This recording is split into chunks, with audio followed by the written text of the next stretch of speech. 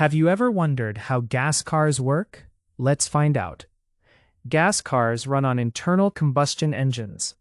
This means that they use heat from burning gasoline to create a force that moves parts of the engine, which in turn moves the car. The process begins when you put the key in the ignition and turn it. This sends an electrical signal to the car's battery, which then sends power to the starter motor. The starter motor spins the engine's crankshaft, making the pistons move up and down inside the engine's cylinders. At the same time, fuel from the gas tank is pumped into the engine. The fuel mixes with air, and this fuel-air mixture is sprayed into the cylinders. When a piston moves down, it draws the fuel-air mixture into the cylinder. As the piston moves up, it compresses the fuel-air mixture. A spark plug at the top of the cylinder then ignites the compressed fuel-air mixture, causing an explosion.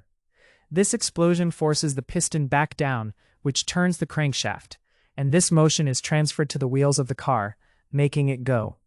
It's a complex process, but it's what allows us to travel long distances in our cars. Fun fact, did you know? The world's first gas-powered car was invented by Carl Benz in 1885.